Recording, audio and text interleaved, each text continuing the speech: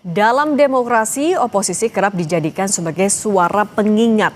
Jumat kemarin, Presiden Prabowo Subianto disebut telah melakukan pertemuan dengan sejumlah tokoh yang acap kali memberi kritik pada pemerintah. Lalu apa saja yang dibahas dalam pertemuan yang berlangsung tertutup itu? Dan siapa saja yang hadir dalam pertemuan di kediaman Presiden Prabowo di Kertanegara, Jakarta Selatan? Kita bahas bersama salah satu tokoh yang hadir saat itu, mantan Ketua KPK Abraham Samad, Kepala Staf Presiden M. Kodari dan Jayadi Hanan, Direktur Eksekutif LSI. Selamat petang semuanya. Selamat petang, Cindy. Selamat petang. Assalamualaikum, Mbak Cindy. Waalaikumsalam warahmatullahi wabarakatuh. Bang Abraham, kemarin itu ketika Anda hadir, undangannya atau agendanya sebenarnya dalam judulnya apa? Pertama, secara pribadi saya dikontak sama Pak Menteri Pertahanan, Pak Syafri Samsudin. Katanya diundang oleh Presiden untuk hadir di Hambalang, itu pertama ya, untuk berdiskusi lebih jauh ya mengenai program-program pemerintah. Siapa saja yang hadir, Bang? Kemudian saya tanya Pak Syafri, saya diundang dalam kapasitas apa? Pak Syafri bilang, selaku mantan Ketua KPK yang kritis, kira-kira seperti itu. Oke, yang hadir di pertemuan siapa lagi selain Bang Abraham?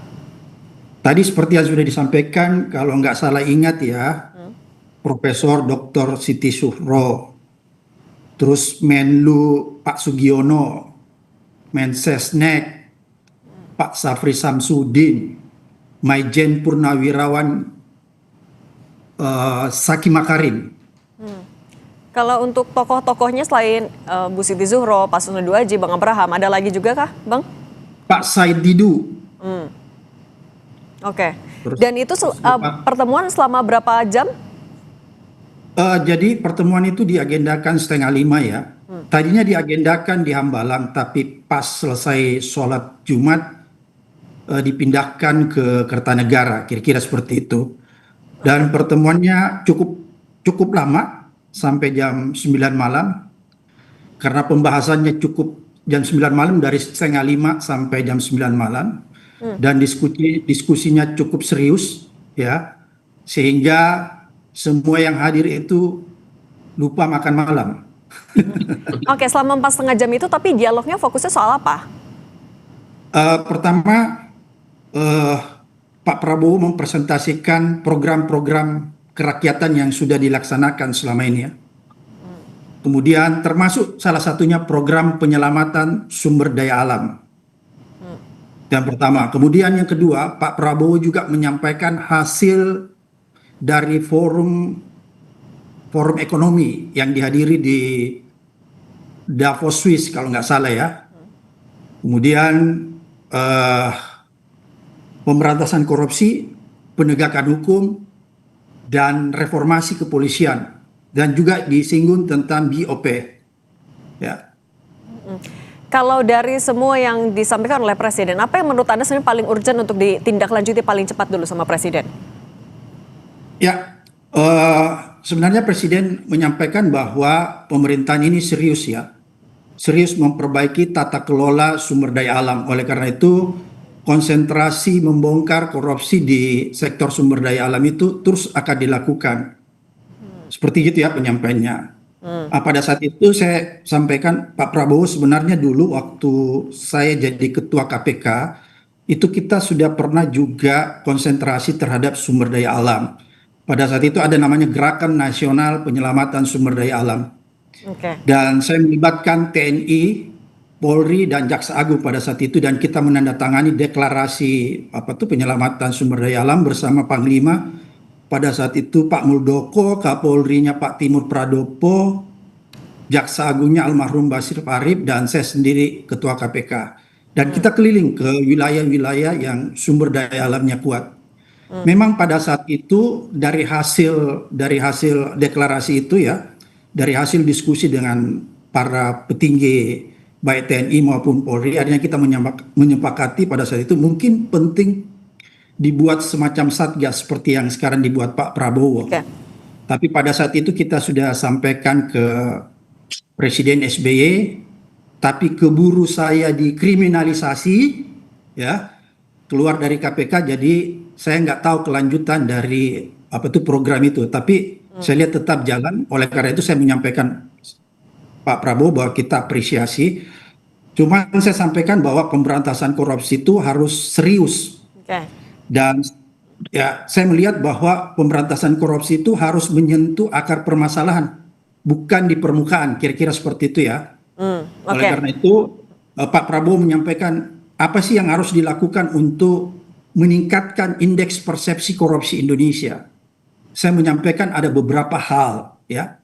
Kalau kita merujuk ke United Nations Convention Against Corruption, ada 5 Oke. konsentrasi, ada 5 konsentrasi yang harus dilakukan agar supaya IPK kita itu bisa meningkat. Oke, Pertama sebentar ada yang Bang disebut Abraham.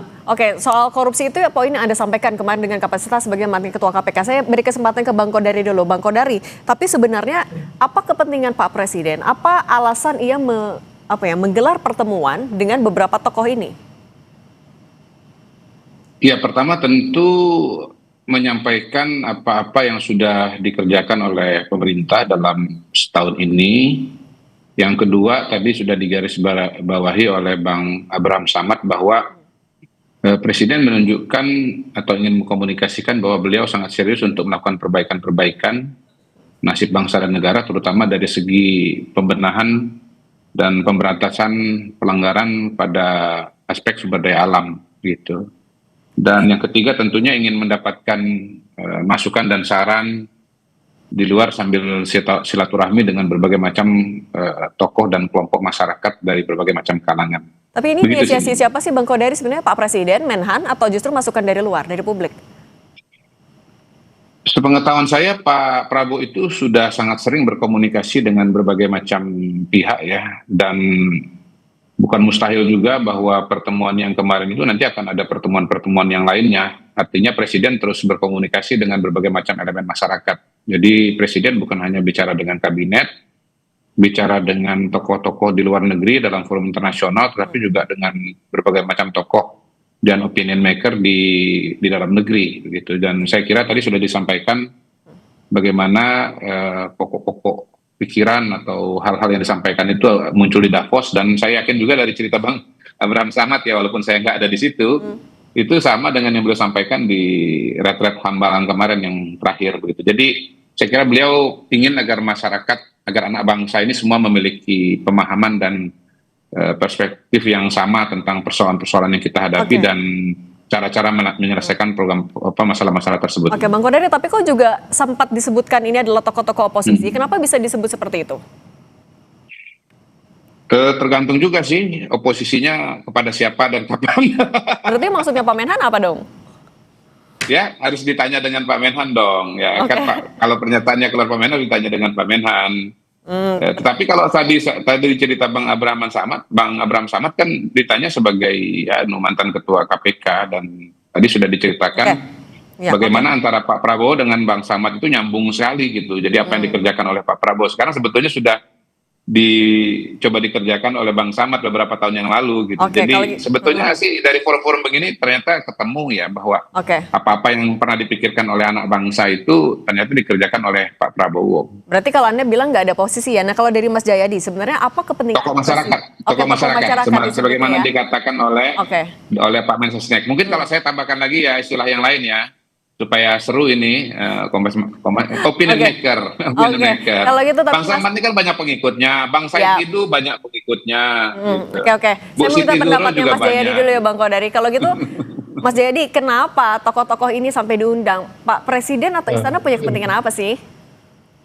Ya, kalau kita ikuti pemberitaan kejadian-kejadian selama beberapa bulan terakhir, akhir tahun 2025 sampai awal 2026 ini kan ada sejumlah isu, baik isu politik maupun kebijakan yang menarik perhatian publik dan cenderung menimbulkan kontroversi kan. Misalnya akhir 2025 itu ada bencana di Sumatera yang kemudian dikaitkan dengan isu-isu sumber daya alam kan. Itu mencuat. Kemudian isu pilkada langsung atau tidak langsung itu juga cukup kontroversial dan dibicarakan oleh publik. Lalu isu reformasi Polri ya, dimulai dengan pembentukan komite reformasi dan seterusnya, itu sampai ada semacam pemberitaan kontroversial tentang tanggapan Kapolri Polri tentang posisi Polri di bawah kementerian dan sebagainya. Dan yang terakhir yang pasti sangat menarik perhatian publik dan pasti menimbulkan kontroversi adalah posisi Indonesia di DOP. Tadi disebut juga sedikit oleh Bang Abraham, DOP, apa? BOP, BOP, Board of Board Peace, of ya, Peace. Dewan Perdamaian yang dipimpin oleh Biasa. bentukan dan dipimpin oleh Trump. Tapi Mas Jayadi, Jadi saya kalau kira- misalnya memang tujuannya untuk menjelaskan itu, tapi apakah di baliknya ada motif juga misalnya mau merangkul orang-orang yang kerap kritis sama pemerintah, atau ada alasan lain nggak sih? Ya tentu itu salah satunya kan. Itu dalam bahasa Bang Kodari itu berkomunikasi kepada publik melalui tokoh-tokoh yang punya banyak pengikut, kan itu kira-kira kalau saya simpulkan dari bahasa Bang Kodari tadi. Ya itu saya kira salah satu tujuannya kepada publik. Kalau kita lihat nama-nama yang diajak bicara ini kan ada Bang Abraham kritis dalam soal-soal pemberantasan korupsi, ada Pak Said Didu kritis dalam soal-soal terutama tata kelola sumber daya alam. Lalu nah dua orang ini boleh disebut sebagai tokoh publik yang kritis kan terhadap kebijakan ya, bukan bukan oposisi secara atau kritis secara posisi politik. Tapi sudah Tapi cukup kalau merepresentasikan kalau misalnya sebagai kritik dari masyarakat atau sebagai dalam tanda kutip tokoh oposisi, kalau tadi sempat disebut juga Pak Menhan, sudah merepresentasikan itu? Iya pasti belum, karena kan ada banyak tokoh di publik kan yang bisa disebut kritis. Jadi mungkin Pak Prabowo merasa yang lebih penting dulu, yang lebih urgent dulu dengan yang mereka ini kan. Bu Siti Zuro mungkin ada kaitan dengan soal kepemiluan, termasuk pilkada yang juga kontroversi. Kemudian Bang Abraham soal korupsi, Pak Said Didu soal sumber daya alam, kemudian Pak Susno. Pak Susno Doaji kan tidak bisa disebut sebagai tokoh kritis kan, dia lebih ke orang yang cukup objektif melihat bagaimana reformasi Polri dan dia punya pengetahuan yang sangat dalam karena pernah menjadi orang dalam gitu. Jadi ada nomor satu saya kira yang diinginkan oleh Presiden. Saya setuju dengan Bang Kodari tadi bahwa mungkin ada soal masukan kebijakan, itu satu yang diperlukan, yang ingin dituju ya. Yang kedua adalah soal berkomunikasi kepada publik melalui tokoh-tokoh ini. Yang ketiga saya kira itu juga menunjukkan kepada publik bahwa secara politik Presiden itu terbuka dengan semua kalangan termasuk tokoh-tokoh yang kritis. Itu tampaknya yang ingin dicapai melalui dari sisi politik gitu. Tapi saya kira ada satu lagi yang mungkin juga ingin dicapai oleh Presiden. Saya ingat yang disampaikan oleh Pak Sapri ketika menyampaikan bahwa Presiden bertemu dengan tokoh-tokoh oposisi itu tanda kutip adalah beliau menyatakan bisa jadi ada orang dari pihak pemerintahan yang juga tidak serius mengelola sumber daya alam itu sehingga kemudian mengakibatkan persoalan yang dialami sekarang. Itu artinya Presiden ingin juga menunjukkan ke dalam bahwa Presiden punya banyak cara untuk menegur atau serius menangani masalah ini, termasuk sinyal kepada internal birokrasi Presiden sendiri agar betul-betul serius dalam menyelesaikan masalah-masalah yang menjadi kontroversi publik itu. Oke, kalau misalnya memang Presiden membutuhkan masukan sebanyak-banyaknya juga termasuk dari luar, apakah Bang Kodari artinya Presiden akan memanggil tokoh-tokoh kritis lain, termasuk kalau misalnya memang oposisi dari partai politik mungkin, tapi ditahan dulu, dijawab usai jeda. Tetap bersama kami di Kompas Petang.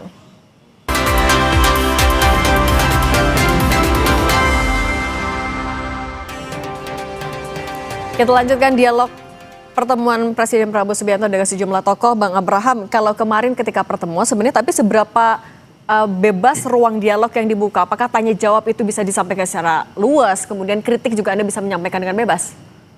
Oh iya bisa, dan saya lihat Pak Prabowo, Presiden Prabowo sangat happy dan dia langsung menyampaikan kepada kita bahwa dia tidak anti kritik.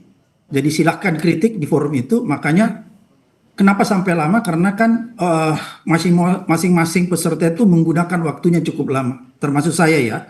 Karena saya menyarankan bahwa kalau kita ingin meningkatkan indeks persepsi korupsi kita, maka ada 5 hal yang harus diperhatikan sesuai dengan amanah dari UNCIC, United Nations Convention Against Corruption. Pertama yaitu foreign bribery, yaitu penyuapan pejabat negeri asing. Kemudian yang kedua, trading influence, ya, perdagangan pengaruh. Kemudian yang ketiga, illicit enrichment, yaitu peningkatan harta kekayaan penyelenggara negara dan aparat penegak hukum. Ini berkaitan dengan undang-undang perampasan aset yang akan dibuat kemudian.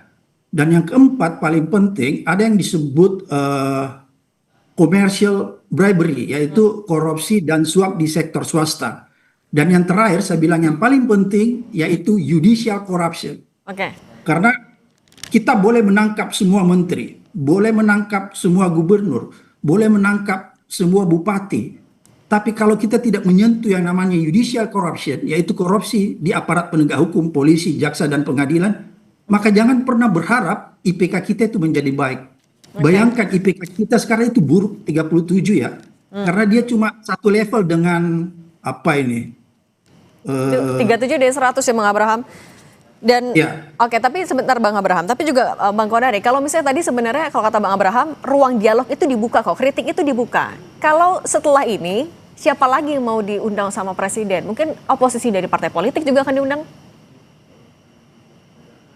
Nanti semuanya masih dinamis ya, tapi intinya poinnya adalah bahwa Pak Prabowo sangat terbuka untuk dialog, termasuk juga mendengarkan kritik dan masukan dari berbagai macam kalangan, seperti yang sudah diceritakan oleh Bang Samad dan sudah dialami oleh teman-teman yang ketemu hari Jumat yang kemarin. Saya kira itu sih poin pokoknya. Ini dengan bisa siapa dibilang sedang dan merangkul kapan. tokoh-tokoh yang kritis juga nggak Bang? Atau mungkin memetakan potensi kritik? Saya melihatnya lebih kepada ini ya, kepada bagaimana mencari jalan terbaik untuk menyelesaikan permasalahan-permasalahan yang ada. Pak Prabowo kan dalam setahun ini selain menjalankan visi misi beliau, apa-apa yang sudah diidentifikasi dan dibayangkan, itu juga kemudian selalu mencari upaya untuk melakukan perbaikan terhadap berbagai macam program yang ada. Beliau kan sudah mengatakan bahwa kalau ada masalah kita hadapi, dan pasti semua program itu pasti ada tantangannya. Satgas penertiban kawasan hutan kan sudah sangat luar biasa. Bayangkan sampai 4 juta udah disita. Dan kita sendiri juga kan terkaget-kaget itu. Bagaimana ternyata ada 4 juta hektar yang selama ini sudah berproduksi berada di luar peraturan yang ada. Itu kan kita sangat sangat terkejut melihat hal itu. Tetapi tentunya Presiden masih mencari selah-selah dan mencari informasi yang lain agar penegakan hukum ini berjalan dengan lebih baik di satu sisi, dan di sisi yang lain pendapatan bagi bangsa dan negara untuk program-program masyarakat juga Bisa semakin meningkat. dioptimalkan.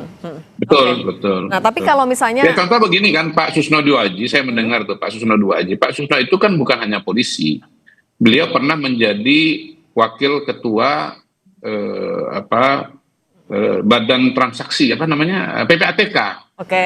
Nah, Oke deh. beliau itu tahu dan punya pengalaman tuh mengenai Oke, berarti itu juga yang ditanyakan di tokoh-tokoh yang diundang. Ya, itu yang ditanyakan. Oke, nah tapi sebentar Bang Kodari, tapi kalau misalnya memang tujuannya adalah untuk menerima masukan sebanyak-banyaknya, Mas Jayadi, siapa lagi sebenarnya yang harusnya juga diundang? Tokoh kritis siapa yang seharusnya juga didengar oleh Presiden? Ya, saya kira banyak tinggal beredar itu di media massa tokoh-tokoh yang kritis kepada pemerintah ya, di berbagai isu politik, isu pemilu, isu sumber daya alam juga, isu-isu apa namanya ekonomi dan seterusnya. Jadi kita semua bisa mengidentifikasinya, ada banyak. Jadi saya kalau memang Presiden betul-betul seperti yang kata Bang Kodari serius dan terbuka, ya sangat baik untuk melakukan itu. Misalnya Tapi siapa Mas Jayadi? misal saya agak Atau susah misalnya nyebut harus nama sampai karena yang banyak. mantan lawan politiknya misalnya juga saya bisa diundang? aja yang menyebut Pak Jayadi Hanan misalnya. Saya aja yang menyebut. Pak Jayadi susah ngomong, saya yang menyebut Pak Jayadi. Kalau misalnya mantan lawan politik, misalnya kan yang juga atau yang sering mengkritik itu juga perlu sampai dipanggil nggak Mas Jayadi? Iya, iya, saya kira siapa aja yang penting ya, apa namanya? Karena semuanya penting kan. Apalagi pemerintahan ini secara formal tidak punya oposisi kan. Secara formal ada koalisi pemerintahan, kekuatannya 81% di DPR. Ada 19% itu PDIP, tapi PDIP kan tidak menyatakan sebagai oposisi. PDIP itu adalah penyeimbang. Maka kemudian yang bersuara kritis secara terus-menerus, secara konsisten, itu biasanya adalah publik. Publik itu bisa dua, tokoh-tokoh publik, atau bahasa Bang Kodari opinion maker, antara lain, dan juga publik secara umum gitu. Oke. Nah, kalau ini dibiarkan saja ya, maka bisa jadi pemerintahan berhadapan secara vertikal dengan publik. Karena itu apa namanya, alasannya, apapun tujuannya, mau merangkul, mau mengkooptasi, mau mendengarkan masukan, ya pemerintah, Pak Presiden harus berusaha untuk menjangkau semua kelompok-kelompok masyarakat yang kritis, karena kelompok-kelompok masyarakat yang kritis itu harus dimaknai tidak berusaha menumbangkan pemerintahan. Mereka bersuara kritis karena melihat ada hal-hal yang berbeda yang harus dilakukan oleh pemerintahan ini. Dan Oke, saya Mas. boleh tambahkan, boleh Oke. saya tambahkan sedikit, Mas Oke, Jaya. silakan. Kalau presiden sendiri yang berbicara, tentunya teman-teman ini kan nggak bisa untuk tidak percaya kan, karena ini tangan pertama beliau Tapi Bang sendiri Kodari, sebagai presiden yang menyampaikan. Yang kedua, beliau sendiri juga kan mendengarkan masukan dan saran. Artinya tidak melalui saringan sana sini, begitu ada diskon-diskon dan seterusnya. Jadi ide dan gagasan dari Pak Abraham Samad, dari Pak Said Didu, dari Pak Susno itu langsung kepada beliau, dan menurut saya itu luar biasa sebagai sebuah proses penajaman dan membuat apa yang sudah dikerjakan menjadi lebih baik lagi, dan saya kira teman-teman kemudian juga menjadi paham, oh ya itu yang dikerjakan presiden. Itu penting sekali kan untuk menyamakan persepsi ya, jangan sampai dipikir A padahal sebetulnya B begitu. Jadi sebetulnya antara Pak Samad dengan Pak Said Didu dengan Pak Prabowo sebetulnya udah punya pikiran yang sama dan mengerjakan hal yang sama. Tapi Bang Kodari, kalau kita melihat dari waktu diselenggarakannya, sebenarnya ada faktor pemantiknya nggak? Apakah karena ada berbagai isu yang sedang bergulir, jadi keresahan Pak Presiden juga, sehingga butuh mendengarkan masukan dari luar, atau seperti apa sih? Kalau pengalaman saya sebagai pengamat politik dan sebagai KSP, isu itu ada terus. Nggak pernah hilang. Berarti apa dong Apalagi alasannya kita kemarin? bicara Apa? bangsa dan negara. Iya memang, kalaupun iya ya, kalaupun ada ini harus dicari. Beliau ini sudah setahun, ya kurang lebih setahun di pemerintahan, sudah cukup banyak hal yang dikerjakan, sudah ada hasilnya. Itu sebabnya beliau tahun lalu itu nggak ke Davos, karena saya baru terpilih, saya mau ceritain apa, nggak ada yang mau diceritakan, nggak ada yang mau didiskusikan, nggak ada yang mau dibahas, nggak ada yang mau dipertajam. Tapi tahun ini ke Davos, kenapa? Karena sudah ada yang dikerjakan, sudah ada yang bisa dilaporkan, dan sudah bisa dilihat kemajuan-kemajuan, termasuk juga koreksi-koreksi yang perlu dilakukan. Saya kira itu kalaupun misalnya mau dicari konteksnya kenapa Oke. sekarang ketemu dengan teman-teman ini Mbak ya. Cindy, Iya, Bang Abraham. Mbak Cindy, Ya. ada yang penting dalam pertemuan itu ketika Pak Susno membicarakan tentang reformasi kepolisian ya. Akhirnya forum itu kelihatannya sepakat semua ya, sepakat teman-teman yang diundang bahwa reformasi kepolisian itu harus terus berjalan.